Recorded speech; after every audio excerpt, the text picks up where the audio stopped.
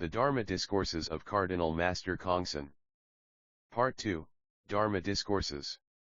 Chapter 2, The Way of Propriety. 1. In the 36th year of the One Buddhist era, 9th month, September, 1951, Cardinal Master Chongsan finished the compilation of the new edition of the Canon of Propriety, Yejin, at Shuji Temple and said to his attendant Yi Kongjin, "Propriety by its very nature varies in its forms and rules, depending on the generation and the nation. Not only that, but now is a critical moment where the old world is being reconstructed into a new world. Hence, it would be difficult at this point to establish a perfect way of propriety for this new world. Let us therefore first mimeograph the draft and follow it provisionally for the next 10 years, then subsequently we will gradually perfect it as the canon of propriety for the new age." He added, "The fundamental spirit of propriety is reverence. The purport of our canon of propriety is to show reverence widely and to venerate the public good. In elucidating propriety, there is the essence of propriety that never changes and the function of propriety that needs to be adapted to fit the times. Thus, if we change the essence of propriety, it would not be recognized as the Dharma, but if we do not know how to alter the function of propriety in accordance with the times, then that Dharma would not be put into practice." 2. The attendant asked, "I wonder if the explanations of the rules of proper deportment in all the articles of Part I might not be too detailed and commonplace to dignify them as a scripture." The master replied, "It is the bane of people today to admire lofty and profound theories in any Dharma but to denigrate practical learning involving plain and ordinary things.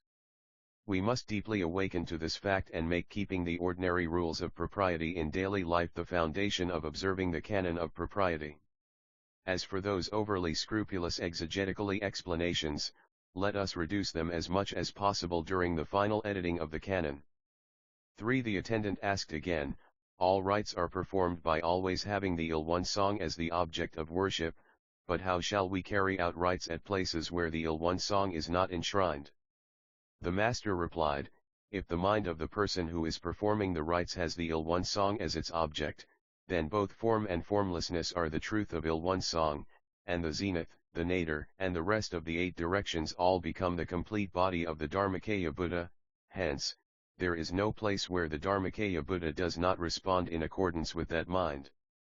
4. The attendant asked again, "All funerary rites are carried out by placing a photograph or funerary tablet, of the deceased, right in front of the Dharmakaya Buddha. In the order of the service as well, the rites before the Buddha and the rites before the deceased spirit are both performed at the same place. Isn't this a bit muddled?" The master replied, "The truth of the Dharmakaya Buddha subsumes the whole universe, hence, there is no harm in placing the deceased's funerary tablet on the Buddha altar. As far as distinguishing between them, so long as the mind of the celebrant differentiates between the Buddha and the deceased, they are naturally differentiated in accordance with his or her mind." 5. The attendant asked again, "According to common custom, when conducting the rites for a wedding, a 60th birthday, a funeral, or an ancestral memorial, etc., it is regarded as the honor and duty of children and relatives to do as much as they can to create a splendid event and to prepare abundant dishes in order to host many guests. But in our order, we are instructed to give precedence to simplicity and frugality in all ceremonies, and to donate the money we thereby save to the Buddha altar to be used for the order's tasks. Isn't this a little too insipid in actual practice, and might it also be misconstrued as a means of raising money in the Buddha's name?" The master replied, "In all rites, to create a splendid event and prepare abundant dishes may be extremely impressive at the moment, but those are nothing more than one-off events. Moreover, for those who are poor, such events may bring about future destitution. Thus, the aim is to conduct these rites without jeopardizing our livelihoods by performing them simply and frugally in accordance with our means. Also, if those who are well off use the money on such public welfare activities as edification, education, charity, and so forth by reducing those wasteful, one-time expenditures, wouldn't that be a truly eternal memorial, while at the same time helping to accrue blessings for the deceased in the other world and benefiting society as well?" If the sponsor's donation is spent by the officiant for his own private use, then that would just be obtaining personal gain in the Buddha's name.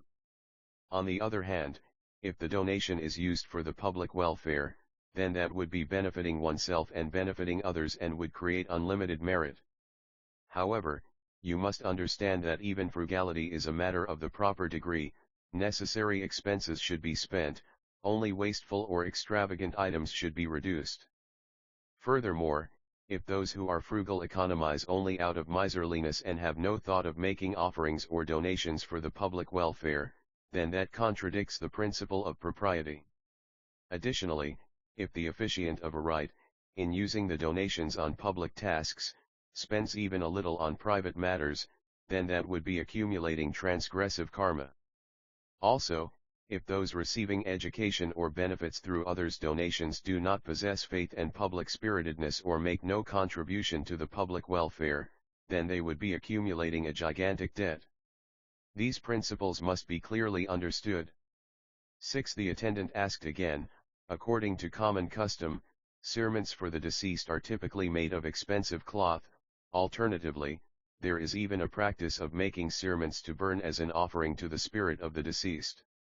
However, in our order, we are instructed to use even old clothes as cerements so long as they are clean. Isn't this really rather ungenerous to the body that is leaving this world for good? Moreover, during the ancestral rites, food is offered for the spirits of the deceased to partake of, and, on other occasions honoring the spirits of ancestors, too, we demonstrate our devotion by preparing food. In our religion, however, we do not make a food offering at memorial services. Isn't this also ungenerous to the deceased? The master replied, as for cerements, if no clean used clothes are available, it is fine to make new ones. However, if there are old clothes that are just as good, then there is no need to insist on making new ones. This is so we do not spend too much on the body that has already returned to dust. Furthermore, to make new clothes just to burn them, and so forth, leads to unnecessary expenditures out of superstition, which only diminishes the blessings of the deceased in the future. This practice must be prohibited. Furthermore, although it may be true that displaying food on the altar is a means of showing the relative's devotion, it is unclear exactly how the spirits of the deceased partake of those offerings. A spirit that no longer has a physical body cannot live by consuming human food. What is more, once they have all been reborn according to their respective karma, what does this food have to do with those spirits?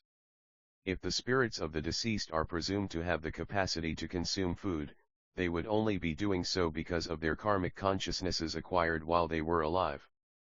But even granting traditional norms of propriety, why would they limit their food offerings to just once or twice a year if people really believe that the deceased spirits live off that food? Thus, those who are conducting memorial rites must understand this principle, and, as I said before, shift the spirit of offering food toward sincerely praying for the advancement of the deceased spirit, and toward adding to the blessings of the deceased in the other world through material donations. This is the true method of honoring the deceased. 7. The attendant asked again, according to common mourning custom, when one's parents pass away, one deliberately wears humble attire to demonstrate one's sincere sorrow. Also, the mourning period is set at as much as 2 full years, with shorter periods depending on the relationship to the deceased, on the theory that it is not until the 3rd year after the child is born that it may finally leave the parents' bosoms.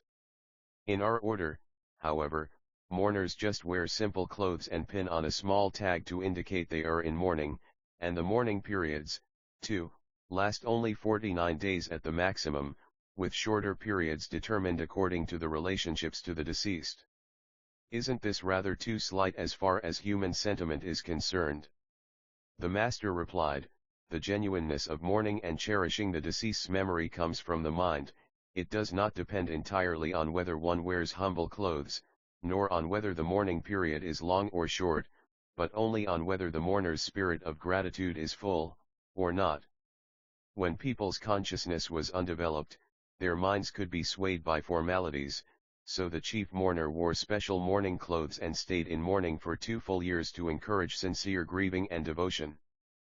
But nowadays, because human understanding is more developed, it is difficult to guide their minds through mere formalities. Furthermore, these days when life has gotten so pressing, it has become difficult suddenly to prepare special mourning clothes and to neglect one's job and to sever all social ties for 2 full years. If by wearing mourning clothes and staying in mourning for 2 full years there would be some benefit to the numinous capacity of the deceased spirit, then perhaps it could be recommended to those who could do it, even though this may be generally difficult to practice, but since in fact it has utterly no connection to the numinous capacity of the deceased spirit, how can we insist on keeping intact a practice that does not correspond to either the truth or the times?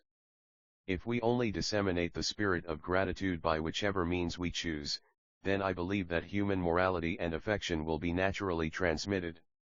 8. The attendant asked again, according to common custom, when parents pass away, their children display their devotion by arranging a burial site in the mountains chosen according to Yunyang geomancy, which presumably will affect the descendants' fortune or misfortune. In our order, however, we are instructed to choose between burial and cremation as suits the circumstances. What is the reason for this?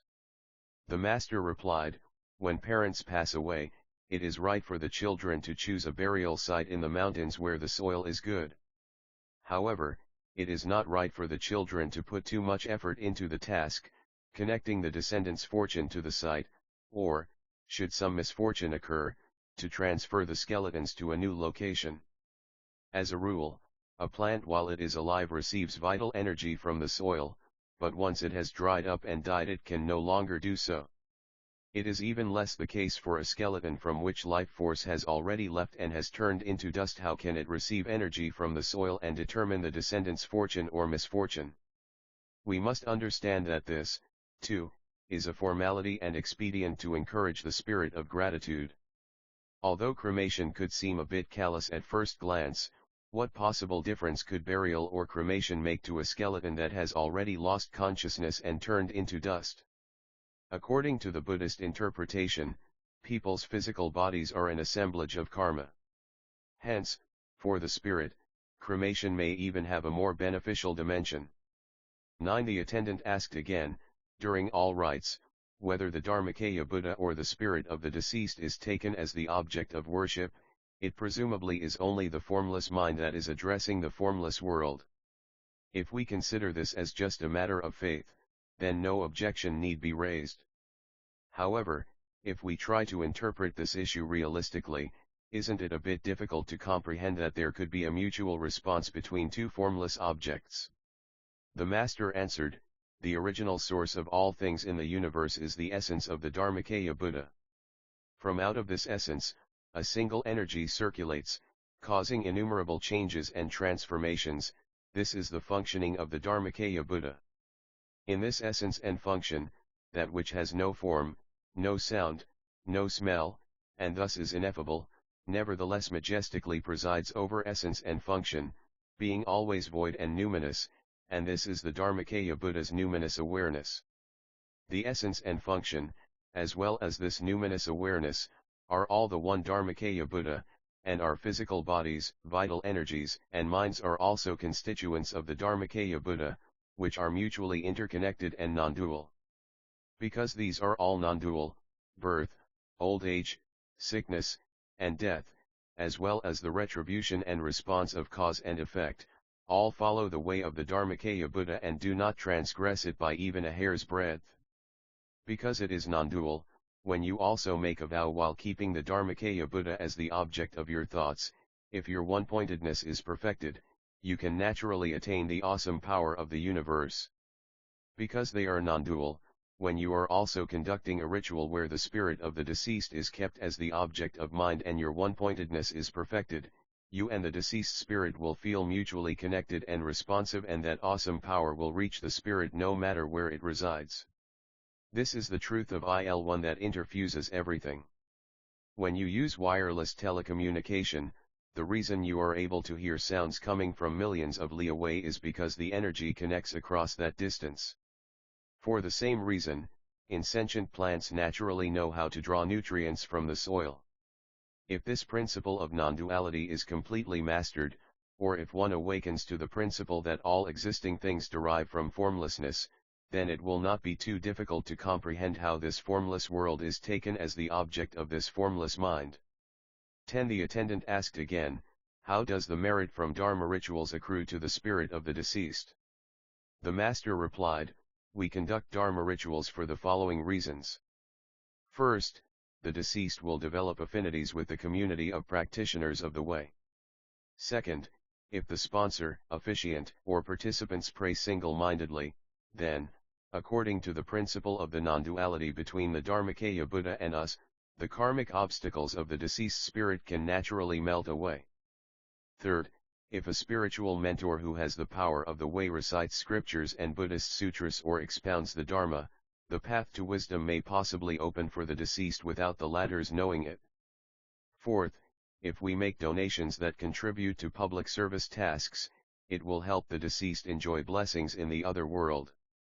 Fifth, in addition to that one-off ritual, if the related parties perform many other public services for the deceased's sake, cultivate all kinds of good deeds, and have descendants who join in the practice of the way and attain the power of the way, then their hidden virtue will also reach that deceased spirit.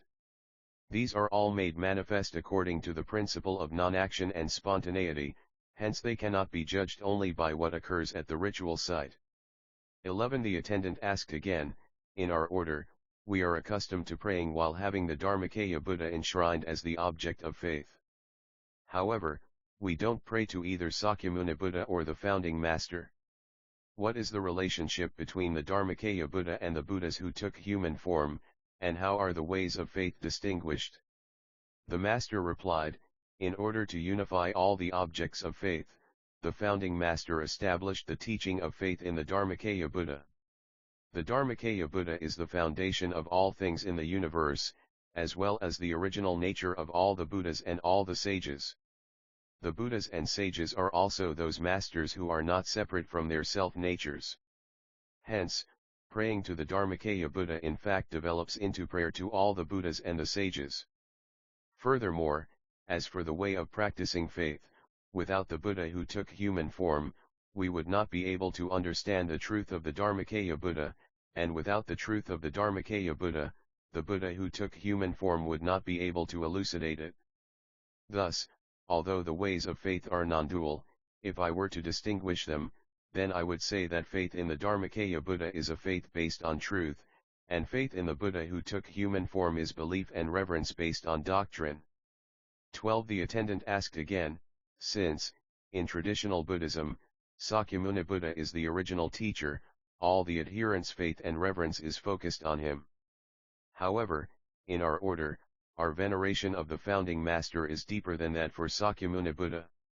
What is the relationship between Sakyamuni Buddha and the founding master, and how are the respective ways of faith and reverence distinguished? The master replied, after the founding master attained great enlightenment, he realized that Buddhism is the most fundamental of all the religions and Sakyamuni Buddha the holiest of all the sages and saints. Hence, the founding master himself adopted Sakyamuni Buddha as his original guide, and since we have encountered the founding master's order and received the Dharma from him, if we were to describe our relationship, Sakyamuni Buddha is like our grandfather and the founding master is like our father, and as for the ways of faith and reverence, we should revere the grandfather as the grandfather and the father as the father. However, it is inevitable that our moral sensibilities and affections are directed more toward our father. 13. The attendant asked again, the funerary tablet placed on the altar for the founding master in the Yangmajon, Hall of Eternal Commemoration, uses the title Tathagata. In traditional Buddhism, this honorific title may not be used except to refer to Sakyamuni Buddha. So, won't there be some who might think this presumptuous? The master replied, it is true that Tathagata is one of Sakyamuni Buddha's 10 honorifics, so it is an extremely respected title. However, if there is only a single person who holds the title of Tathagata and no one will ever again come along who can use that title, then that means nothing more than that Buddhism is in decline.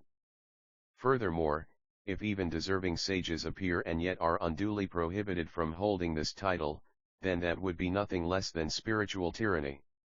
Reflection would also tell us that Sakyamuni Buddha must have reappeared in this world many times during the past 3,000 years on behalf of sentient beings. Hence, if that same Buddha, with the same Dharma power, was not bestowed the same honorific, wouldn't that be unreasonable? Therefore, in our order, among the 6 Dharma ranks, we have formally established the highest as that of greatly enlightened Tathagata.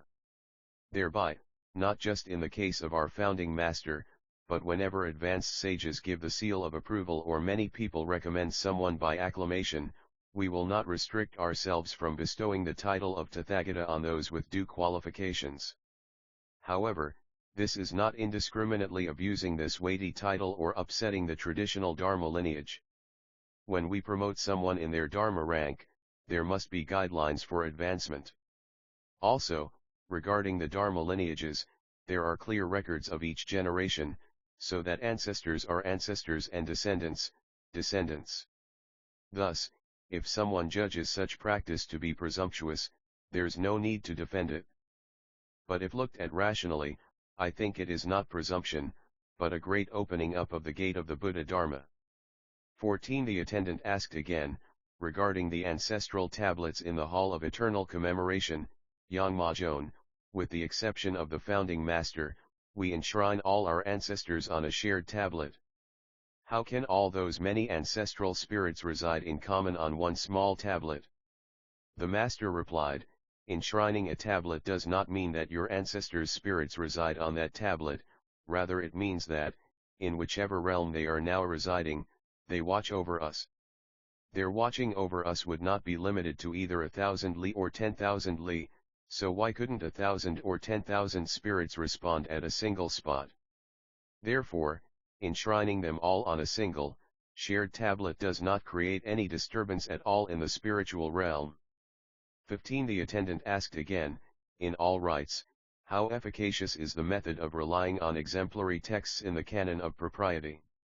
The master replied, as for the method of praying, when one prays alone, one would generally do so silently.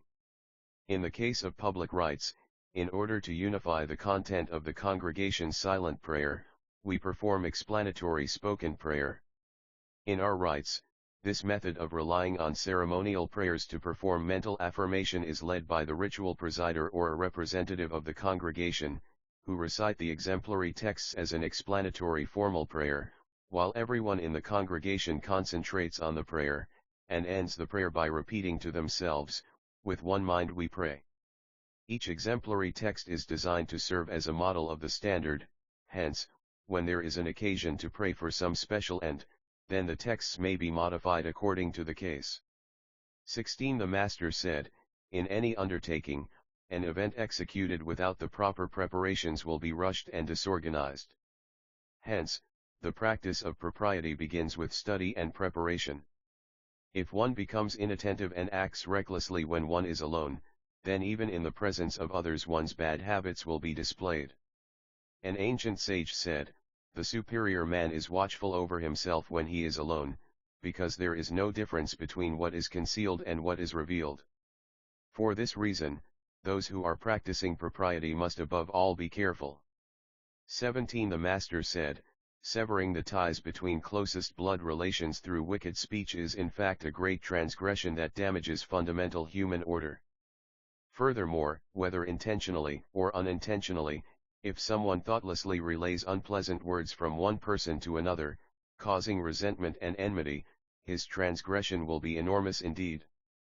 Whether it is for expediency or for the truth, do your best to relay good words between people, in order to help them resolve any existing resentments or grudges, and encourage them always to aspire to do what is right and support them to proceed with good deeds that will be the true propriety and wholesome merit that enhance the spirit of human beings. 18. The master said, to flatter someone when he is doing well but scorn him when he is not is the behavior of an inferior person. Hence, to keep one's affection even more for a person who is not doing well is the propriety of a superior person. Forsaking loyalty according to one's self-interest or displaying proper manners in another's presence and abandoning them in his or her absence is to disregard the fundamental meaning of propriety. Not abandoning loyalty and proper manners regardless of gain and loss or presence and absence is what is meant by acting on a true understanding of the fundamental meaning of propriety. 19. The Master said, in interacting with people, there are three ways to follow. First is the way of deferring to one's seniors, second is the way of taking care of one's juniors, third is the way of friendly relationship with your peer group. 20. A student asked, is there any difference in merit that derives from private commemorative rites and rites performed in common? The Master replied, the difference in the merit accrued is made manifest according to the sincerity of the sponsoring family and the Dharma power of the Dharma Master, but it makes no difference whether it is a private or public rite. However, since a joint rite conducted by the order as a whole allows the departed spirits to receive many members' joint commemoration and many spiritual mentors' prayers in common, the merit accrued becomes that much greater. The student asked again, if the ceremony was conducted by a presider who does not possess great Dharma power, can the departed spirit still be delivered? The Master replied, even if the presider does not possess great Dharma power, if the presider disinterestedly does his or her utmost as laid out in the canon of propriety, then the departed spirit will attain deliverance. 21. Upon compiling the canon of propriety, the Master composed in literary Chinese the numinous incantation, Yangju. Changji Yangyi Asim Zhang. Mansa Yo Iasim Tong. Changji Yo Atong Il Chi. Ayo Changji Tong Sim Zhang. In translation, it means, the numinous energy of heaven and earth settles my mind. All things turn out as I wish, fusing with my mind. Heaven and earth and I are the same one essence. I and heaven and earth, being the same one mind, are equally right. Later, he composed in literary Chinese the incantation of clarity, Chang Zhangju. Popsan Chang Zhang Po Nmui. Atuk Hogwanyok Puyo. Tiva Wan Gi Sanjildan. Sama Aksh Wi Chasamai All. In translation, it means, the Dharmakaya is pure and clear, and originally free of obstructions. Tracing back its radiance, we also become just like this. The primordial pneuma of grand harmony, Tey, congeals into a single mass. Evil maras and baleful destinies vanish naturally on their own.